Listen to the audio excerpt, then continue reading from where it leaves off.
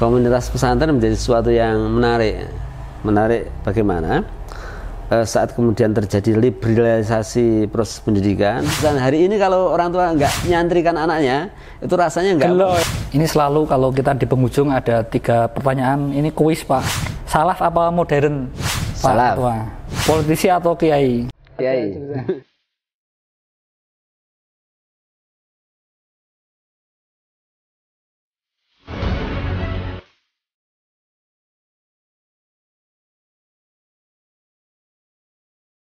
Selamat siang, selamat sore teman-teman Suara Merdeka TV dan pemirsa Suara Merdeka dimanapun berada. Sore hari ini kita kedatangan tamu istimewa, Pak Kiai yang juga Pak dosen. Beliau adalah Ketua PJN Wonosobo, Pak Kiai Haji Dr. Arifin Siddiq, yang kalau di Wonosobo itu punya beberapa banyak pengalaman ketokohannya yang memang bisa ceritakan kepada masyarakat. Yang sore kali ini kita akan banyak berbincang tentang dunia pesantren dan dunia pendidikan yang memang beliau sangat mendalami di kedua bidang ini. Selamat sore Pak Arifin. Selamat sore. Sehat Pak, gimana kabar? Alhamdulillah, syukurillah.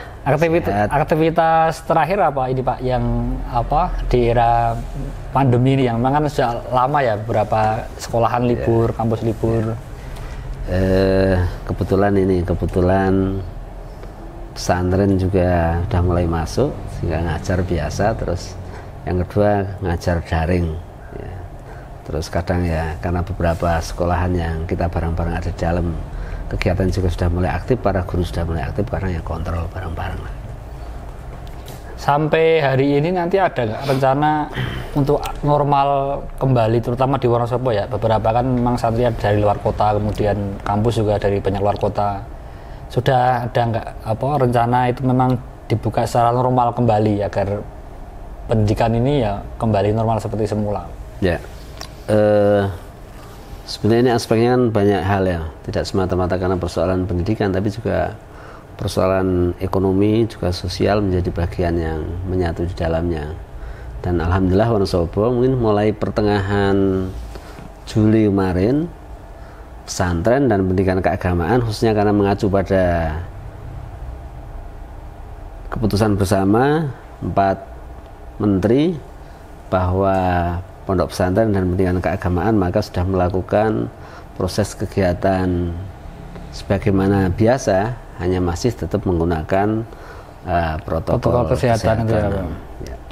Dan itu nanti perkiraan tahun depan ya Pak mulai normal dan kampus masuk, pondok masuk, belum tahu juga ya. Kalau pesantren udah pesantren biasa. Kemarin itu ya, udah Juli. Biasa. Per Juli kemarin udah masuk. Kalau sekolahan ya. Sekolahan sama kampus yang sekolahan memang sama kampus ya masih belum keputusan pemerintah ya. Untuk ngisi ini Pak, aktivitas terutama yang di pondok itu kan sejak pertengahan Juli sudah mulai masuk, kemudian sekarang Agustus itu aktivitasnya apa saja yang terutama pasti beda kan waktu ininya, kemudian pola kerumunan atau berkumpul ngajinya apa masih sama yang sehari-hari itu? Ya. Semua pesantren di Wonosobo itu ada semuanya 118 pesantren ya. Dari beberapa pesantren ini tentunya dalam konteks new normal memang yang mengikuti protokol kesehatan, sehingga pertama berkaitan dengan sistem pembelajaran dan yang kedua adalah berkaitan dengan pola asuh yang selama ini bisa jadi metode yang dipakai di pesantren itu sebenarnya kan lebih menonjol pada metode bandongannya. Bandongan itu artinya berkerumun itu juga tidak ada pembatasan, sehingga dalam konteks masa pandemi ini juga dilakukan pola-pola ini, namanya pola ya diperenggang terus sip-sipan gitu ya, terus banyak sorogan dan juga standar kesehatan diterapkan sedemikian rupa ya.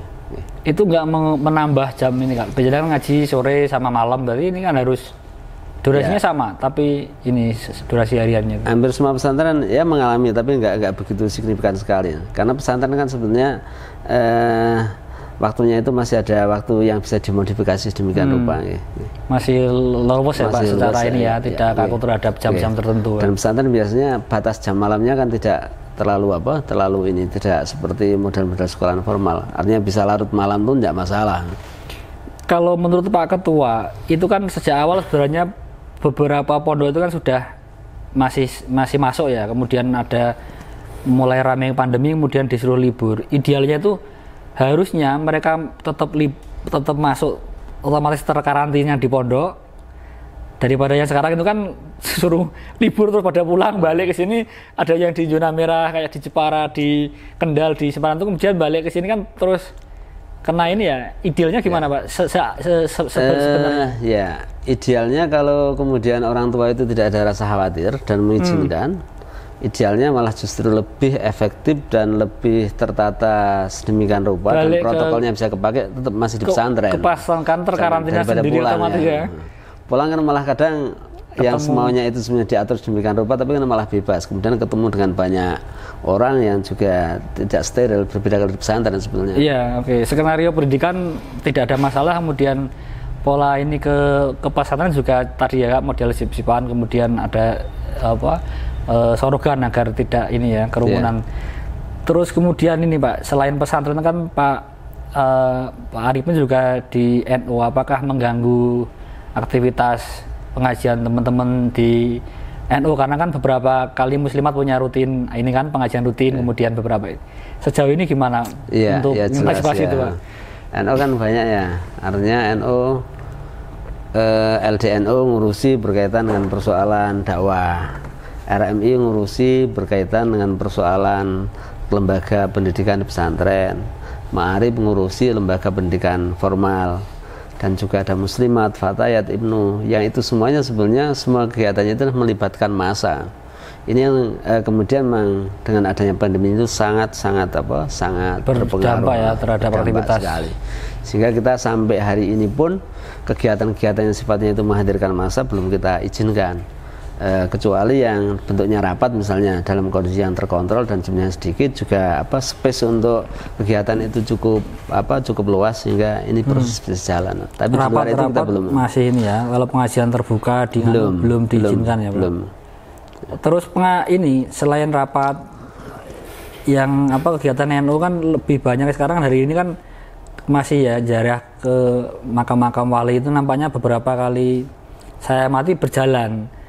Apakah dari NU sendiri memang secara tidak langsung mengizinkan itu memang kultur NU yang tidak bisa dihindari, wong makamnya aja buka masuk dilarang, gimana itu Pak?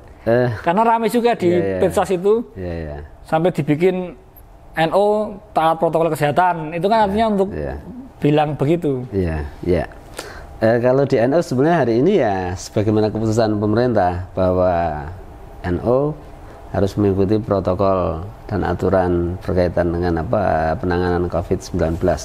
Persoalannya adalah berkaitan di kultur masyarakat, yang sebetulnya ini juga NU melakukan himbauan-himbauan supaya masyarakat tidak melakukan aktivitas yang bentuknya itu berkerumun atau yang bisa memicu untuk tertularnya COVID. Nah, persoalan ziarah misalnya ini menjadi bagian tersendiri. Karena begitu banyak yang terlibat dan kemudian rombongan itu kan, mereka pakai bis ke Kudus, ke ini pakai bis, nggak mungkin pakai ini kan mereka sering menganalogkan, analog mereka ya kaitan dengan pasar, analog mereka ya kegiatan yang bisa berkumpul orang banyak yang memang sangat-sangat sulit dihindari, sehingga himbauan kita ya mereka harus menggunakan protokol kesehatan, minimal itu pakai masker, juga pakai hand sanitizer dan lain sebagainya. Selama perjalanan sampai ke objek-objek itu ya. Dan saya juga kemarin beberapa waktu yang lalu datang ke ada 2 objek ya, di Kudus sama di Demak Saya lihat itu juga semua panitia di sana juga mengharuskan semua orang yang mau masuk supaya pakai itu ya, masker. protokol itu ya diterapkan ya. Persoalan sebagian objek wisata ditutup, kemudian objek wisata religi tidak, itu kan persoalan lain lah. Itu bukan wilayah NU ya, artinya itu wilayah mereka yang memang punya aktivitas di ya Pak. Kalau selain pesantren kemudian NU yang hari ini ketertarikan Pak Ketua di misalkan kalau disertasi S3-nya itu tentang apa Pak? Kan bisa diceritakan sedikit agar apa? Demokratisasi. Apa bisa memberikan? Ya. Saya meneliti tentang demokratisasi pendidikan di pesantren ya. Saya ngangkat di Pondok Pesantren Api Tegalrejo ya, Pak. Ya. Saya melihat bahwa komunitas pesantren menjadi sesuatu yang menarik bagaimana saat kemudian terjadi liberalisasi proses pendidikan, terjadi materialisme pendidikan, pesantren tetap bisa eksis. Sebenarnya ini menjadi sesuatu yang menarik di tengah kemudian dihadapkan pada persoalan modernitas, dihadapkan pada persoalan demokratisasi, dihadapkan pada persoalan humanisme dan lain sebagainya. Nah, kami tertarik pada apa? Pada pesan-pesan salaf sebenarnya. Pesan salaf yang di tengah kondisi yang seperti ini tetap bisa eksis, bahkan pesan-pesan tertentu kemudian pesan itu bisa menjadi besar di tengah yang kemudian paradok di sisi yang lain. Pesantren itu sebenarnya kan lebih menerapkan pada persoalan apa ya? Kalau bahasa saya, ya sebenarnya itu mengacu pada roh-roh proses pendidikan Islam. Kalau pendidikan liberal Barat itu apa itu istilahnya? Time is money. Is money. Jadi waktu adalah uang. Di pesantren kan nggak pernah. Misalnya al-waktu kas-saif. Jadi waktu itu adalah sebagaimana pedang misalnya. Jadi pengibaratannya itu memang tidak mengarah pada perusahaan materialis. Tidak kapitalisme ya. Ini berbeda. Lah pesantren seperti itu. Atau prinsip pesantren misalnya yang sering dikenal al-muhafadzatu al-qadimis shalih wal akhdhu bil jadal aslah. Ini menurut saya menjadi sesuatu yang luar biasa di tengah pembangunan karakter yang tetap harus terbentuk sedemikian rupa. Tapi mereka pola pikir itu nggak boleh kemudian pola pikir menutup diri dari dunia dari luar. Di pergerakan ini konteks Indonesia menurut saya sangat menarik. Makanya kalau para tokoh sering bilang Indonesia itu sebenarnya kalau nggak ada penjajah, yang ada itu ya Universitas Lirboyo, Universitas Peloso, Universitas Termas misalnya. Tapi karena penjajah sedemikian rupa masuk ke Indonesia, punya kepentingan politik etis dan lain sebagainya, kemudian merubah menjadi sistem pendidikan Indonesia yang kita kenal hari ini, sistemnya sekolah itu yang mengacu kepada Barat sentris ya Pak, Barat sentris, yang kemudian materialis oriented, begitu seterusnya. Dan penciptaan kader ini bangsa juga ke arah sana ya Pak. Kalau nggak lulusan Amrik maka nggak jadi menteri ya. Kalau nggak lulusan Rusia itu nggak bisa jadi menteri pertahanan ya Pak. Oke, baik, kita lanjutkan untuk sesi yang kedua setelah pesan-pesan berikut ini.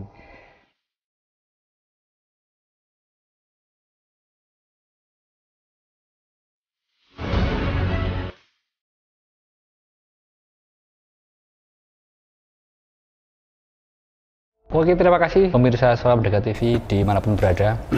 Kita lanjut ke sesi berikutnya, masih bersama dengan Pak Kiai Arif Siddiq. Yang sore ini kita akan banyak bercerita. Selain tadi kita ngobrol tentang pesantren dan dunia pendidikan, sore ini kita akan lebih banyak mengulik kiprah beliau dari mulai muda sampai hari ini. Saat ini memimpin ya Pak, ngasuh pondok pesantren Safinatun Najah, di Kalibeber. Kemudian proses itu sudah berapa tahun Pak untuk merintis pondok pesantren itu sendiri?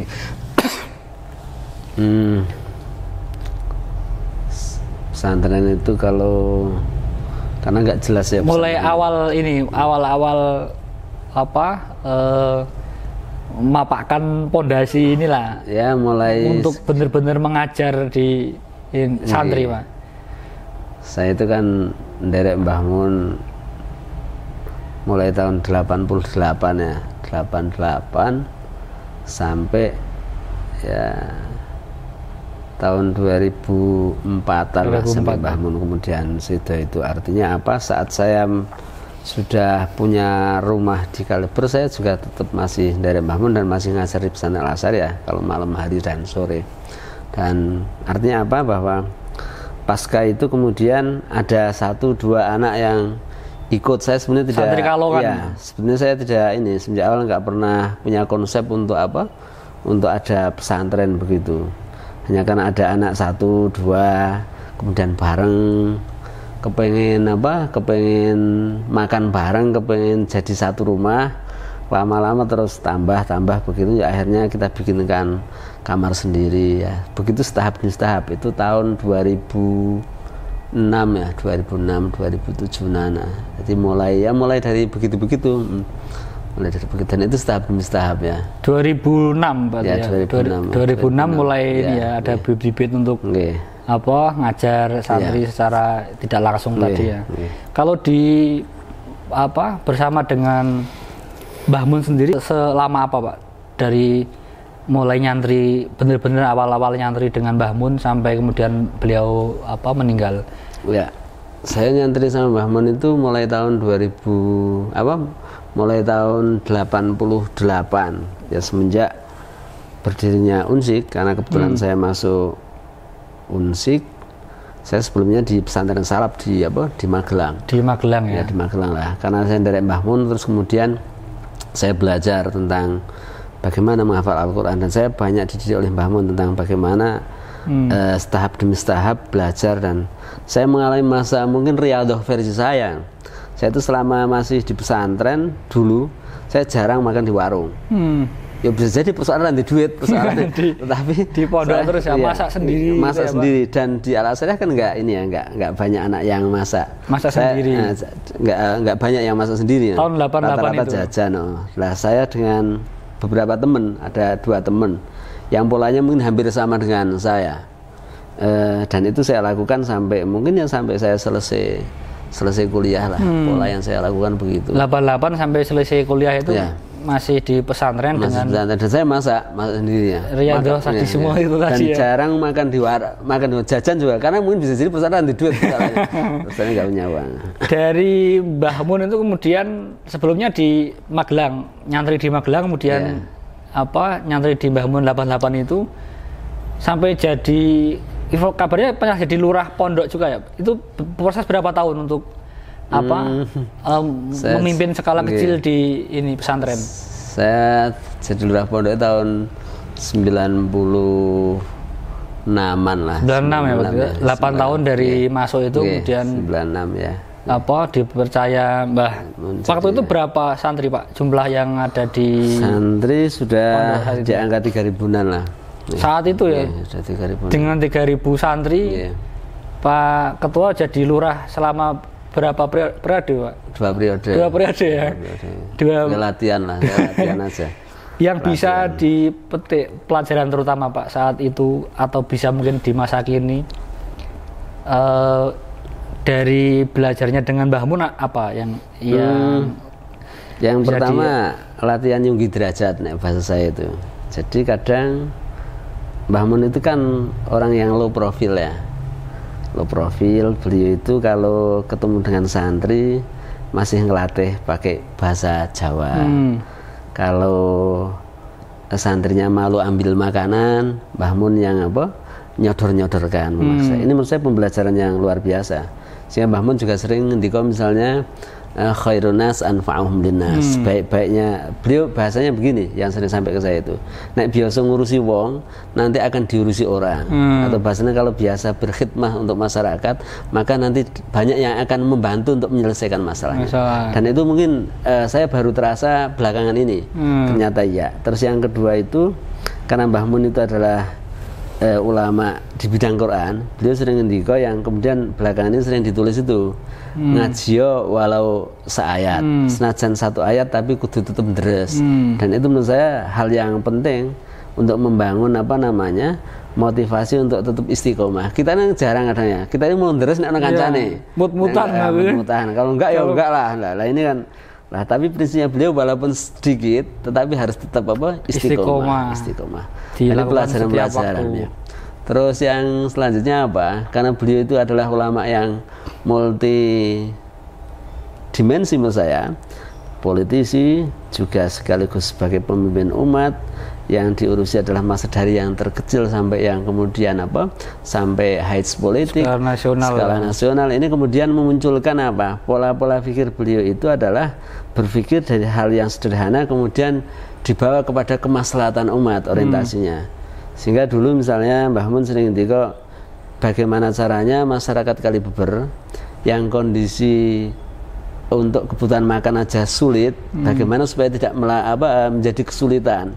Dan itu beliau terilhami modelnya misalnya seperti di Makkah maupun Madinah, yang orang datang itu semuanya bawa uang dan mau dibelanjakan di Mekah maupun Madinah. Nah itu kemudian yang keturutan Mbah Mun, akhirnya banyak orang datang ke Kaliber membawa uang. Yang semula masyarakat Kaliber itu kehidupan pokoknya itu adalah bikin bikin opak, kemudian berubah hari ini mulai dan usahanya macam-macam lah. Ini adalah salah satu menurut saya yang kalau banyak yang orang-orang yang model begini akan menjadi luar biasa. Artinya menginspirasi untuk tidak hanya persoalan di keilmuan, tapi punya kepedulian pada persoalan umat, khususnya kaitannya dengan meningkatkan taraf ekonomi dan lain sebagainya di masyarakat itu ya Pak. Lah saya diantaranya ya belajar dengan Mbah Mun yang begitu-begitu itu, dan beliau juga dari low profile itu beliau bergaul dengan siapapun ya biasa-biasa aja, tidak jaga jarak, kemudian bisa menerima siapa saja untuk ini ya Pak. Iya. Berkomunikasi sehingga semua masyarakat terus kemudian merasa kehilangan. Kalau bahasa saya sederhana ya, nanamnya banyak sehingga orang itu kalau mau dapat panen seharusnya itu nanamnya memang banyak. Jangan tergesa-gesa untuk panen kalau belum menanam. Ya, Pak. Ini menarik. Pak Ketua itu di Mbah Mun sudah hafal Al-Quran apa saat di mondok di Mbah Mun baru menghafalkan Al-Quran, Pak? Saya mulai menghafal Al-Quran di Mbah Mun. Mulai awal di Mbah Mun ya? Iya. Belum di Magelang belum ya? Belum, saya di Magelang itu ngaji kitab kok. Ngaji kitab salaf murni, kemudian di Mbah Mun hafalan Al-Quran. Terus saat ngafal saya juga pernah saya itu orang menghafal itu saya akan perjuangan yang luar biasa ya menurut saya. Saya pernah waktu dapat berapa ya, sekitar dapat 20-an lah, 20-an ke atas itu karena ngejar hafalan. Saya sampai pernah sakit kuning juga pernah, karena kalau malam kan biasanya kurang tidur. Ngejar kepengen melek, karena biasa saya ini lebih cocok kalau ngapal kayak itu lebih gampang pada waktu pas malam hari.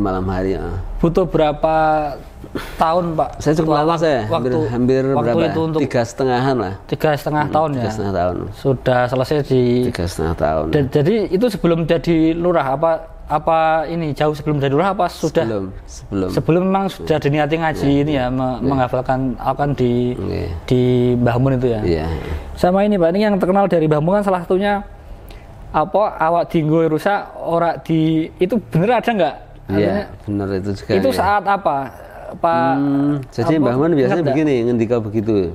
Kalau memotivasi kepada pengurus, baik itu bisa jadi pengurus pondok maupun juga masyarakat, dalam ini adalah pengurus NU dan lain-lain, beliau sering menyampaikan itu awak itu rusak, orang tinggal rusak. Podo-podo rusak lu HP dia Pak, ini filosofinya sebenarnya luar biasa kan, supaya kita ini punya mau memanfaatkan kondisi kita dalam kondisi apapun, karena umur kita jatahnya kan juga udah pas kita dipakai ya segitu, enggak ya segitu, badan kita juga sama kan, dipakai juga nanti ya sakit, enggak dipakai juga sakit ya, maka itu benar, artinya itu benar adanya, karena beberapa kali kan dikutip di ini di medsos, di ada yang bikin kaos itu kan, itu menarik dan itu bahasa yang sangat membumi sekali. Jadi pola selain ini Pak, saya pengen ngerti perjuangan Pak Ketua untuk setelah dari pondok tadi 88 ke 96, kemudian 96 ke sini, setelah lulus, katakan lulus dalam arti kiprah di kepemimpinan lurah itu apa yang dilakukan setelah itu Pak? Langsung jadi dosen apa jadi mubalek di beberapa kampung jadi apa Pak setelah itu? Saya kan mulai kerja di Unsik itu tahun 94 ya. Saya selesai wisuda, kemudian ada pendaftaran dosen saat itu. Dengan beberapa teman kemudian daftar, saya kebetulan terjaring untuk tersaring masuk. Kemudian saya mulai kerja di Unsik tahun 94 ya. Aktivitas saya mulai dari itu 94 itu sampai hari ini ya, di 94 sampai di Unsik itu berarti setelah dari pondok dosen yang memang digeluti sampai hari ini itu dosen. Padahal dulu cita-citanya saya nggak kepengen jadi dosen. Saya kan Apa, jadi Pak? petani aja semula. Enggak ini cerita masuk jadi petani Pak. Saya enggak dulu itu. Cerita yang asli yang memang secara sadar di apa inginkan apa waktu itu Pak? Saya prinsip ini ya, hidup itu mengalir ya, sehingga nggak pernah punya apa cita-cita yang mulu-mulu juga enggak. Minimal jadi pilot apa jadi apa enggak ya? Istilah imajinatif lah. Jadi apa? Ya mengalir aja mengalir. Saya kepengen inilah supaya bagaimana bisa bermanfaat untuk apa orang banyak sejak dulu begitu. Karena saya memang memiliki jiwa sosial. Saya di pesantren ini kan belajar dari ini. Sebelum saya jadi pengurus jadi lurah, pernah jadi tukang sapu juga pernah. Di pesantren juga. Pesantren di Alasariah juga. Terus pernah jadi tukang listrik juga pernah. Jadi ini saya alami. Bahkan saya cukup lama itu ada karena di Kaliber itu kan ada ustadz dari Mesir ya. Saya yang tukang masak saya. Tukang masak. Saya belajar bahasa Arab dengan beliau. Belajar bahasa Arab ngomong takalum itu dengan apa? Setiap hari ya. Dengan apa ustadz dari Mesir. Dengan Mesir itu. Jadi saya dapat ilmu juga dari situ. Masakin tapi ya, dapat ilmu bahasa Arabnya. Banyak kan ya. Apalagi ngobrol kadang diajak jalan-jalan. Jangan-jangan ceritanya jadi koki banget. Enggak juga. Pondok suka masak. Orang tua Pak yang dulu Pak apa ulama apa memang bapak petani saya itu bapak saya itu ya bapak saya itu petani plus pedagang. Ibu saya juga sama petani dan pedagang. Dan saya ngikuti prinsip dari model orang tua yang apa? Orang tua di desa kan biasanya sederhana ya, cara berpikirnya juga sederhana, hanya menjalankan apa yang jalan, dan itu prinsip itu yang saya sampai hari ini saya pakai. Dan saya punya pengalaman yang luar biasa tentang orang tua menurut saya. Kegigihan orang tua saya yang kepengen anaknya itu belajar. Saya kan berangkat dari desa yang di masa saya sekitar tahun 80-an ya, itu nggak ada satupun anak yang sekolah. Di desa sana di desa saya kalau mondok pun ya sangat tanggung, dan itu jumlahnya sangat kecil sekali. Di desa saya itu kalau ada anak sekolah diketawain saat itu, karena kalau sekolah jadi apa jadi begitu. Nah ini yang kemudian mengilhami saya, mosok cara berpikirnya hanya sekedar segitu. Orang tua saya sering memotivasi pokoknya penting sinau urusan dadi apa ora penting dipikir nanti. Saya berjuang waktu MTS itu sebelum saya di pesantren. Itu MTS itu saya kalau sekolah berjalan berapa ya? Mungkin ya 12 kiloan lah. Dari rumah ke MTS sampai, itu ya. Saya sekolahnya juga di Kajuran. Kajuran itu ikut wilayah Magelang ya Pak, perbatasan ya pasar. Ya sekitar pasar itu, pasar Tunggangan. Nah itu saya alami waktu masih jarang ada. Kalau ada anak sekolah itu masih diketawain. Berangkat sekolah diketawain. Tanpa sepatu terus pergi sekolah diketawain karena trennya kan anak-anak nggak bersekolah saat itu. Dan jalan kaki memang jalan kaki pakai sepeda ontel belum di sana jarang ada yang pakai dan juga ini kan tahun berapa jalannya kan sulit ya 70-an ya Pak. Saya tahun 82 ya 82 sampai 85 lah SMP SMA MTS ya Pak, SMP ya. SMA Pak Ketua di mana? Saya sudah di Margoyoso saya Pati. Bukan, Margoyoso Magelang. Oh Magelang. Magelang itu saya nderek habaib, terus juga nderek kiai di pesantren Salaf ya. Saya mulai itu menapaki di dunia pesantren waktu itu mulai. Juga SMA. Itu madrasah aliyah. Madrasah aliyah ya. Di pondok itu ada madrasah aliyah, kemudian ada pondok pesantren. Iya. Pondoknya Salaf. Masih hidup hari ini Pak yang pondok itu? Pondoknya masih. Tapi kalau pengasuh saya sudah meninggal setahunan yang lalu. Oh pengasuh yang itu ya, yang SMA terus. Kemudian dari SMA ke Kaliber itu ya, mulai ikut Mbah Mun, terus 94 di Unsi katanya mulai menekuni dunia dosen yang sebelumnya tidak dicita-citakan sejak lahir ya. Kemudian obsesi yang belum ini Pak, ini yang belum tercapai apa hari ini kan? Ketua PCNU berapa periode Pak? 2 periode ya? Sekarang sih 3 kan? Itu kan udah mengungguli Sultan Jogja itu Pak, yang sekarang sudah 15 tahun juga jadi kekuasaan umat maksudnya, Raja Jogja. Yang belum tercapai apa ini yang kalau boleh tahu Pak? Kami itu punya sebenarnya kalau dalam konteks jamiah NU itu pengen bagaimana supaya warga Nahdlatul Ulama sejahtera lah dalam konteks ini ya, khususnya pemberdayaan ke ekonomi, masyarakat, terutama ekonomi. Yang kedua kesehatan sebenarnya, sehingga kami juga masih punya cita-cita di periode ini yang belum tercapai, yaitu tentang mendirikan lembaga kesehatan, dalam konteks adalah rumah sakit. Rumah sakit. Ya, untuk ekonomi kita sudah mulai ini ada kegiatan koinnya, dan ini sudah berlangsung 1 tahunan, alhamdulillah sudah cukup masif dan sampai berapa miliar Pak? Kalau koin itu kan kecil-kecil tapi memang banyak ya Pak di semua ini ya. Kalau sampai hari ini pendapatan keseluruhan itu sekitar ya 4, sekian lah. 4, sekian miliar ya untuk koin NU ya. Sampai bulan ini kebetulan ini kemudian ada pandemi. 3 bulan ini kemudian kita off-kan dulu. Off dulu, nanti lanjut lagi setelah pandemi. Selain itu apa? Kesehatan, kemudian pendidikan, ekonomi pasti ya. Kalau konsep realnya apa di ekonomi itu? Kita bikin mendirikan umat, lembaga-lembaga keuangan sebenarnya, dan ini baru ada 5 sampai hari ini yang ada di Terus yang kedua adalah berkaitan dengan pendampingan UMKM sebenarnya kepada masyarakat kita, karena lebih banyak warga Nahdlatul Ulama sebenarnya, terutama yang di desa-desa. Di situ ada simpul-simpul ekonomi yang perlu kita berdayakan secara teknis, terutama berkaitan dengan penghasilan masyarakat desa yang hari ini sebenarnya tidak terrecovery masuk ke ke pasar-pasar yang besar ya, yang modern. Nah, ini sebenarnya PR bagi kita. Terus kita juga sekarang ini lagi konsen dengan teman-teman itu mendirikan ini warung NO, warung NO, dan ini program PBNO. Kita juga sudah bikin teh bintang 9. Hari ini juga kita kerjasama dengan Projo, tukar barang, kita ke sana kirim teh, yang sana ke sini kirim air mineral, dan ini pola-pola yang lagi kita lakukan ya. Pola-pola kecil yang nyata yang memang ekonomi ya.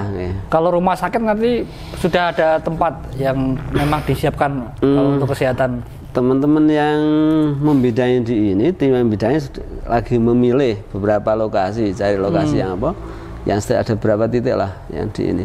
Di ini untuk rencana pembangunan ini ya, untuk rumah sakit ya. Kemudian untuk pendidikan, NU itu sekarang sudah punya berapa sekolahan dengan berapa ribu siswa yang di dalam sekolahan itu Pak? Sekolahan di NU hari ini ada Wonosobo ya? Ada di Wonosobo, 147 sekolah yang tersebar di semua kecamatan. Jumlah siswa kita 22.000 sekian. Dari semua ya? Dari semuanya. 15 kecamatan itu ya, yang tersebar di 15 kecamatan. Kemudian relasi Pak Ketua dengan Ketua PBNU itu sejauh ini seperti apa? Apa sudah lama komunikasi memang sebelumnya, apa saat menjabat secara struktural Pak dengan Pak Kiai Said? Ini kan ngomong terkait dengan perjuangan NU, ada relasi pusat daerah juga pusat, artinya itu mau nggak mau harus dilakukan juga Pak dengan jaringan yang lebih luas. Kebetulan saya dengan Pak Said kan tidak hanya di ini ya, di di NU dalam strukturalnya. NU struktural. Saya sebelum beliau jadi ketua PBNU sudah kenal beliau, bahkan saya pernah jadi mahasiswanya Pak Said waktu S2, dan sebelum beliau jadi ketua PBNU saya juga sudah beberapa kali dulu zamannya Gus Dur. Gus Dur dulu kalau kita ngaturi beliau nggak datang biasanya bilang ini ada ke Agil saat itu, waktu beliau barusan pulang dari luar negeri. Dan saya 2 kali nggak salah itu waktu di Al Azhariyah ngundang Pak Said saat itu, sehingga saya sudah kenal sebelumnya sudah kenal sebelumnya, ya, secara ini ya. Sehingga waktu beliau kemudian nyalon jadi ketua PBNU baik di Makassar maupun yang terakhir di Jombang, kami bersama teman-teman juga membidani untuk bareng-bareng ngawal beliau. Artinya kenalnya itu tidak saat jadi hubungan strukturalnya, tapi sebelumnya memang. Kalau mahasiswa S2 Pak Ketua di Jogja ya Pak? Saya di Unisma dulu. Di Unisma. Di Malang. Terus beliau saat itu dosen. Dosen di Unisma. Dosen di Unisma. Pas waktu Pak Ketua kuliah tuh dosen di Unisma. Tahun berapa itu Pak? Tahun 98, 99 lah sekitar itu. S2 Pak Ketua juga pendidikan apa? Saya S2-nya pendidikan. S2 pendidikan, S1 juga pendidikan ya Pak. Terus penelitian yang dokter tadi yang tadi itu yang diceritakan tadi ya. Iya. Terus sampai hari ini itu yang kontak apa secara real program antara PCNU dengan PBNU yang bisa dikelopkan ke Wonosobo apa Pak, agar umat tahu nih apa sebenarnya kan tidak hanya relasi kenal baik secara personal tapi ada sebetulnya rumah sakit ini kita juga dikawal oleh PBNU. Rumah sakit beberapa teman jaringan Siloam dan itu jaringan ya pernah juga apa survei ke kita. Cuman sampai hari ini karena juga ini ada COVID ini juga apa berpengaruh sementara ya. Sehingga yang kita lakukan itu terus ada sebenarnya kegiatan itu apa pasar. Dulu kita pernah 2 kali melaksanakan pasar murah itu pasar juga murah PB ya, yang kita ambil ke sini. Terus dalam konteks ini kita lagi nggarap Kartanu juga, kartu tanda anggota NU juga ini kerjasama dengan Bank Mandiri dan ini juga programnya PBNU. Kartanu itu berarti sekarang anggota NU di Wonosobo ada berapa yang sudah punya kartu? Kalau ngomong itu saya pakai bahasanya Gus Dur. Jadi selain ini berarti NU. Nanti tidak jelas terdata berapa. Sampai hari ini. Tapi ada di mana-mana. Ya. Ini kita punya program dengan PBNU jalan. Tapi di yang lain ini malah minggu ini dengan PBNU kita lagi melaksanakan kegiatan ini. Sensus untuk semua warga Nahdlatul Ulama. Kita menghitung itu di Wonosobo kisarannya sekitar 76%. Itu adalah warga Nahdlatul Ulama dan ini insya Allah di bulan-bulan depan akan kita lakukan itu untuk sensus warga Nahdlatul Ulama. Sensus untuk warga Nahdlatul Ulama ya Pak. Itu yang memang program dari PBNU ya.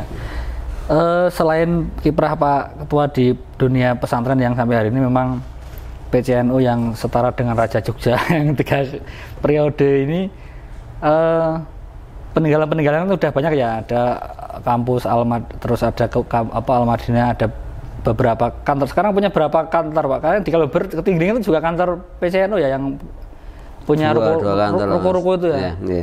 Kantor lama di sini, terus di Ketinggian, terus dengan teman muslimat dengan Budayat juga sekarang lagi membangun kantor di jalan Jalan Kalianget itu, Jalan Dieng. Jalan Dieng juga ya.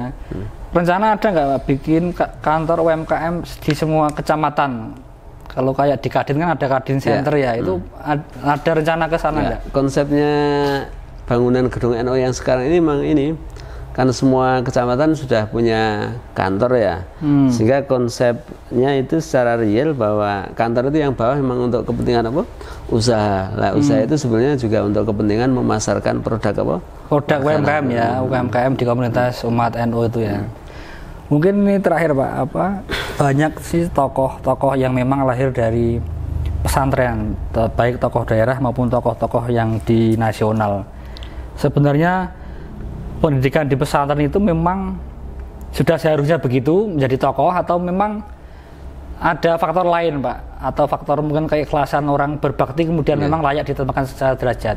Bisa dibantu jelaskan sedikit Pak mengenai itu. Pesantren sebenarnya tugas dasarnya kan sebenarnya mencetak ulama ya, sehingga pesantrennya tafakuh fiddin, sehingga untuk memahami dalam bidang keagamaan. Tapi kemudian sisi dari keagamaan itu kan banyak hal, bahwa seorang pemimpin itu syaratnya ya setidak-tidaknya kalau bisa ya mengikuti sifatnya wajibnya Rasul ya, fatonah, tabligh, amanah, dan ini menjadi bagian dari sidik yang menjadi bagian dari sifat seorang pemimpin lah. Kemudian pesantren karena tugas dasarnya itu adalah membentuk karakter dalam sinambi atau bersamaan berbarengan dalam belajar agama, dan pembentukan karakter itu berjalan seiring bersamaan. Kemudian secara tidak langsung ini ibarat buah ya, muncul dengan sendirinya kemudian memiliki sifat kepemimpinan. Yang itu sebenarnya bukan tujuan awal dari pesantren, tetapi ini kemudian tadi buahnya, tapi bukan batangnya. Batangnya itu sebenarnya ya litafakuh fiddin, untuk belajar tentang mendalami agama. Tapi kemudian muncul buah-buah yang lain. Lah buahnya itu diantaranya memiliki sifat kepemimpinan, terus dipercaya masyarakat, terus kemudian diangkat oleh masyarakat. Lah begitu seterusnya. Dan terakhir misalkan beberapa menteri kayak Mahfud MD terus memang layak memimpin ini ya Pak, skala lebih luas ya. kalau apa tidak dari pesantren mungkin akan beda ya Pak secara ini saya belum punya titik temu kalau negara itu sedang mencanangkan pendidikan karakter sebenarnya kan di pesantren sudah ada ya. Mengapa pendidikan karakter setiap menteri itu selalu bilang pendidikan karakter padahal kan Indonesia juga banyak pesantren. Itu karena fenomena apa Pak? Karena saya melihat beberapa kali menteri ganti pun arahnya ke sana. Orang baru sadar kan? Kalau kemudian yang namanya pendidikan itu tidak hanya semata-mata mendidik otak, tapi butuh mendidik apa? Hati ya. Orang kemudian baru sadar ternyata bahwa setelah orang cerdas, tapi hatinya nggak cerdas, itu ternyata rugi. Artinya hanya dia akan sukses ya mulai tenggorokan ke atas, tapi ke bawah ini nggak sukses. Tidak sukses. Makanya kemudian apa? Ada misalnya orang anaknya suksesnya luar biasa, tapi saat punya orang tuanya sudah pikun, orang tuanya sudah tua, masukkan ke panti jompo. Padahal kalau dalam prinsip Islam justru orang yang sudah tua itu sebenarnya malah jimat. Jimat itu artinya harus dipelihara dengan sebaik-baiknya, karena itulah puncak pengabdian seorang anak kepada bapak lah. Yang muncul ada pembelajaran seperti ini di pesantren. Di tempat lain tidak ada ya Pak? Makanya terus kemudian muncul birrul walidain. Ridul walidain itu sebenarnya puncaknya di sini. Dan ini adalah pendidikan karakter yang ada roh agama, bukan semata-mata roh budaya. Kalau budaya ya bisa jadi ada yang misalnya orang tua harus dihormati, tapi ini budaya. Di Islam itu tidak persoalan budaya, tapi duniawian wa ukhrawian. Apa yang kita lakukan hari ini besok akan mendapatkan pahala di akhirat lah. Begini-begini ini tidak ketemu di luar di pesantren. Dan itu hanya ini ya Pak, di pesantren hanya ada di pesantren ya yang pola ini. Ke depan itu PR pesantren masih ada apa saja sih Pak yang perlu diubah terutama agar tetap melaju terutama di era digital seperti sekarang? Ya menurut saya banyak hal ya. Yang pertama berkaitan dengan kurikulumnya. Kurikulum tentunya al-muhafadzatu al-qadimis shalih menurut saya. Yang lama harus dipertahankan tapi jangan antipati dengan model-model baru. Yang kedua adalah bahwa pesantren harus ada kehadiran negara. Walaupun pesantren itu harus mandiri, jangan sampai kemudian terserabut dari kemandiriannya. Karena salah satu kehebatan pesantren itu ya mandiri, tidak dibantu pun hidup. Tetapi negara harus paham. Karena apa? Karena sumbangan pesantren untuk bangsa dan negara ini tak terhitung dan sudah luar biasa. Sebelum ada pendidikan barat sudah ada pesantren duluan. Dan ini menurut saya, dan pesantren tidak pernah menuntut apapun dari negara. Makanya kalau hari ini kemudian ada undang-undang pesantren, menurut saya sudah sangat wajar dan sewajarnya dan seharusnya bahwa negara harus mulai sadar. Karena yang membentuk karakter itu diantaranya adalah sumbangan model-model pendidikan yang ada pesantren yang dibangun oleh pesantren. Pesantren itu ya. Makanya kalau sekarang terus kemudian booming ada boarding school, kemudian di mana-mana muncul pesantren. Ini karena mungkin lagi pada gila pesantren. Hari ini kalau orang tua nggak nyantrikan anaknya, itu rasanya nggak gelo. Ini kan berbeda dulu. Anak kalau udah nakal masuk ke pesantren. Hari ini nggak harus nunggu nakal kalau masuk ke pesantren. Ya minimal biar rajin sholat dulu baru masuk pesantren. Minimal begitu. Minimal bisa masuk Quran saja orang tuanya sudah bangganya bukan main, karena orang tuanya bisa jadi ada yang sebagainya tidak bisa mendidik anaknya untuk masuk ke pesantren ya, untuk baca Quran. Oke, terima kasih waktunya Pak Ketua. Ini selalu kalau kita di penghujung ada 3 pertanyaan. Ini kuis Pak Ketua. Jadi kuis ini bisa dijawab secara singkat tanpa berpikir panjang. Bisa memilih, tidak boleh tidak, tapi harus memilih salah satu. Salaf apa modern Pak Ketua? Kemudian politisi atau kiai? Kalau lama ini nanti jawabnya nanti kayak Raja juga. Kemudian pengusaha apa dosen? Dosen. Oke, terima kasih waktunya. Dari saya jika ada salah mohon maaf. Assalamualaikum warahmatullahi wabarakatuh.